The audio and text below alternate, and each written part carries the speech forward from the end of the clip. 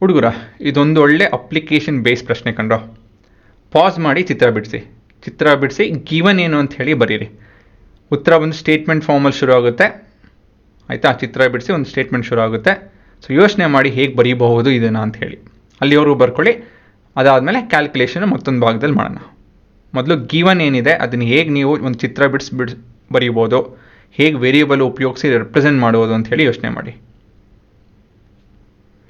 ತೊಂದರೆ ಇಲ್ಲ, ಬರುತ್ತಾ ಬರೋಲ್ಲ ಏನೋ ಒಂದು ಯೋಚನೆ ಮಾಡಿ.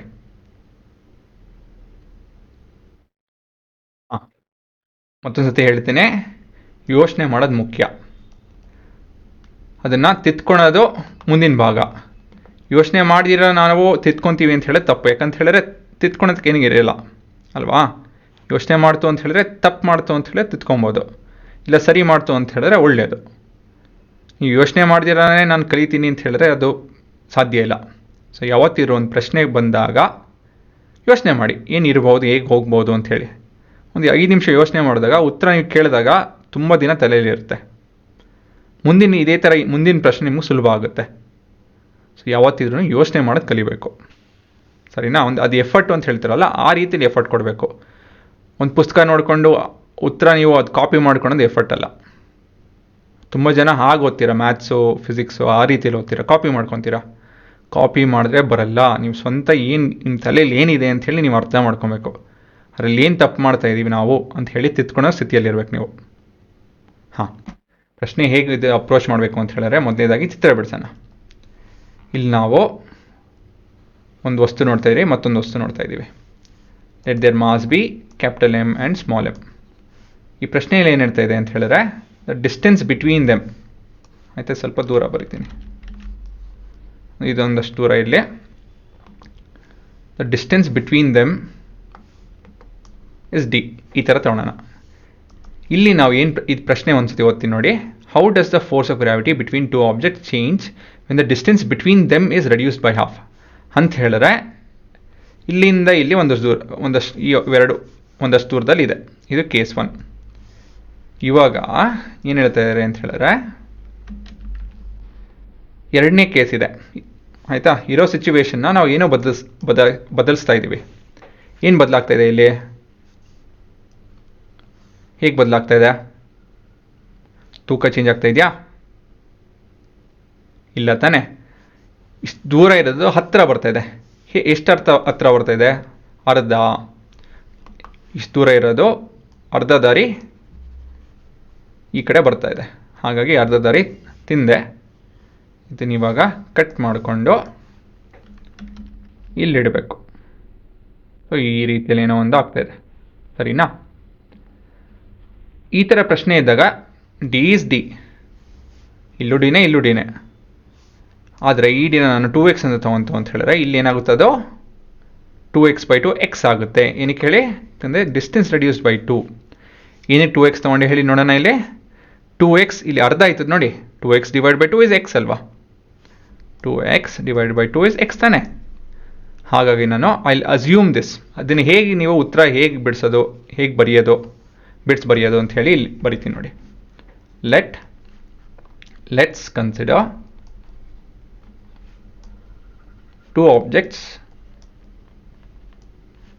of mass capital M and small m. Let the distance D be equal to 2x meters, ಸರಿನಾ. ಸೊ ಈ ಥರ ಬರೆದಾಗ ಏನಾಗುತ್ತೆ ಅಂತ ಹೇಳಿದ್ರೆ, ಮುಂದಿನ ಭಾಗದಲ್ಲಿ given the new distance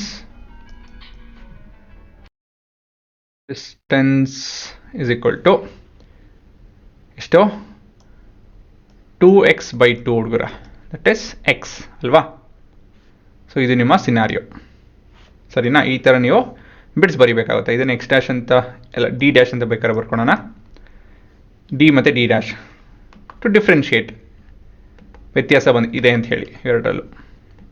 D dash is equal to ಇದು so many meters. ಇವಾಗ ಹೇಗೆ ವರ್ಕಿಂಗ್ ಮಾಡೋದು ಯೋಚನೆ ಮಾಡಿ. ಸೊ ನಿಮ್ಗೆ ಕ್ಲೂ ಕೊಡ್ತೀನಿ. ಮೊದಲೇದು ಏನಂತ ಹೇಳಿದ್ರೆ ಫಾರ್ಮುಲಾ ಬರೀರಿ. ಫಾರ್ಮುಲಾ ಬರೆದಾದ್ಮೇಲೆ F1 ಮತ್ತು F2 ಅಂತ ತಗೊಳ್ಳಿ. F1 ಅಂತ ಹೇಳಿದ್ರೆ ಈ ಸಿನಾರಿಯೋಗೆ, F2 ಅಂತ ಹೇಳಿದ್ರೆ ಈ ಸಿನಾರಿಯೋಗೆ. ಸರಿನಾ? ಇವೆರಡಕ್ಕೂ ಕೇಸ್ 1 ಕೇಸ್ 2 ಅಂತ ತೊಗೊಂಡು F1 F2 ಅಂತ ಕ್ಯಾಲ್ಕುಲೇಟ್ ಮಾಡಿ F2 ಬೈ F1 ರೇಷಿಯೋ ತೊಗೊಬೇಕು. ನೀವು ಡಿವೈಡ್ ಮಾಡಬೇಕು. ಅದನ್ನು ಡಿವೈಡ್ ಮಾಡಿ ನಿಮ್ಮ ಕೊನೆಯದಾಗಿ ಒಂದು ನಂಬರ್ ಬರುತ್ತೆ, ಅದೇ ನಿಮ್ಮ ಉತ್ತರ. ಮಾಡಿ ಶುರು ಮಾಡಿ ವರ್ಕಿಂಗ್ ಅಂತೆಲ್ಲ ಹೇಳಿ.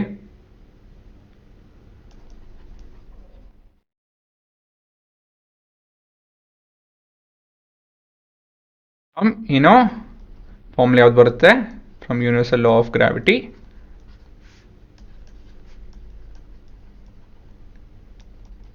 ಇನ್ನು ಹೇಳ್ಬೋದು, the force between two objects, the gravitational pull between them is given by this.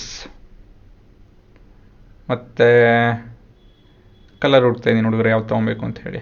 ಇದು ಸೊ ಇವಾಗ ಕೇಸ್ 1ಅಲ್ಲಿ F1 ಇಸ್ ಈಕ್ವಲ್ ಟು ಜಿನೇ ಇದೆ, ಎಮ್ ಇದೆ, ಇದು ಹಾಗೆ ಇದೆ. ಡಿ ಇಲ್ಲಿ ಬಂದು 2x ದ ಹೋಲ್ ಸ್ಕ್ವೇರ್. ಹುಡುಗರ 2x ದ ಹೋಲ್ ಸ್ಕ್ವೇರ್ ಏನಾಗುತ್ತೆ ಎಕ್ಸ್ಪ್ಯಾಂಡ್ ಮಾಡಿದಾಗ? 4x. ಸರಿನಾ? ತಪ್ಪು, 4x ಸ್ಕ್ವೇರ್ ಆಗುತ್ತೆ. ಆಯಿತಾ? ಇದು ನಿಮ್ಮ F1. Case 2 F2 is equal to G times of M by, ಇಲ್ಲಿ ಡಿ ಏನೋ, ಇಲ್ಲಿ ಡಿ ಬಂದು ಎಕ್ಸ್, ಸೊ ಎಕ್ಸ್ ಸ್ಕ್ವೇರ್ ಆಯಿತು. ಅಷ್ಟೇ. So this is F1, this is F2. So ಮುಂದೆ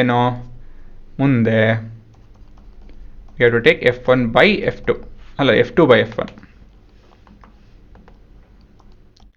It is equal to g m by x square divided by g m by 4x square. ಹಾಂ, ಮತ್ತು ಮುಂದೆ ಏನು ಮಾಡಬೇಕು? ಈ ಡಿವಿಷನ್ ಸಿಂಬಲ್ನ ಮಲ್ಟಿಪ್ಲಿಕೇಶನ್ ಅಂತ ಕನ್ವರ್ಟ್ ಮಾಡಿಕೊಂಡು F2 by F1 is equal to g m by x square into 4x square divided by g m. ಇದು ಕಟ್ಟು, ಎಕ್ಸ್ ಸ್ಕ್ವೇರ್ ಕಟ್ ಆಗುತ್ತೆ ಅಲ್ವಾ? ಏನು ಮೆಕ್ಕೊಂಡುತ್ತೆ? 4/1. So F2 by F1 is 4/1. ಇದರಿಂದ ನಾವು ಏನು ಹೇಳ್ಬೋದು F2 ಫೋರ್ಸ್ ಬಗ್ಗೆ in comparison to F1? therefore F2 is equal to 4 times of F1 ಅಲ್ವಾ? ಸೊ ಕೊನೆಯದಾಗ ಉತ್ತರ ಏನು? The force has increased by 4 times ಅಂತ ಹೇಳಿ ಬರೀಬೋದು. ಸರಿನಾ? when the distance reduces by half, the force has increased by 4 times on reduction of distance by half. So ಇದು ನಿಮ್ಮ ಉತ್ತರ. ಸರಿನಾ? The force has increase by 4 times on reduction of distance by half. ಹೌದಾ ಅಲ್ವಾ? So ಇದನ್ನು ನೀವು infer ಮಾಡ್ಬೋದು ಅಂತ ಹೇಳ್ಬೋದು. ಇನ್ಫರ್ ಅಂತ ಹೇಳಿದ್ರೆ ಅರ್ಥ ಮಾಡ್ಕೊಬೋದು. ಈ ಸಿನಾರಿಯೋ ಕನ್ವರ್ಟ್ ಮಾಡ್ತು ಅಂತ ಹೇಳಿದ್ರೆ, that is reduce the distance by half ಅಂತ ಹೇಳಿದ್ರೆ, ಫೋರ್ಸು ಬದಲಾಗ್ತಾ ಇದೆ. ಹೇಗೆ ಬದಲಾಗ್ತಾ ಇದೆ? It is increasing. ಎಷ್ಟರಿಂದ ಇನ್ಕ್ರೀಸ್ ಆಗ್ತಿದೆ? 4 ಪಟ್ಟು ಆಗ್ತಾಯಿದೆ. if the force was 10 Newton, it will become 40 Newton. ಸರಿನಾ? ಇಲ್ಲಿ ಏನಂತ ಹೇಳಿದ್ರೆ ನಂಬರ್ ಉಪಯೋಗಿಸ್ತಾ ಇಲ್ಲ, we are using variables. So this is a general case. ಈ ಥರ ಜನರಲ್ ಕೇಸ್ ಇದೊಂದು ಗೊತ್ತಾಯ್ತಾ? ಈ ಥರ ಒಂದು ಪ್ರಶ್ನೆ ಬಂದಾಗ ನಂಬರ್ ಕಾಣ್ತಾ ಇಲ್ಲ ಅಂತ ಹೇಳಿದ್ರೆ ನೀವು ಕೇಸ್ 1 ಕೇಸ್ 2 ಈ ಥರ ಸ್ಟೇಟ್ಮೆಂಟ್ ಬರೆದು ನೀವು ಶುರು ಮಾಡ್ಕೊಬೇಕು. ಗೊತ್ತಾಯ್ತಾ?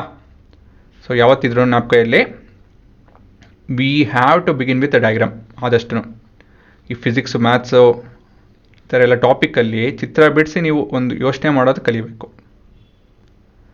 ಗೊತ್ತಾಯ್ತಾ? ಪಾಸ್ ಮಾಡಿಕೊಂಡು ಬರ್ಕೊಳ್ಳಿ.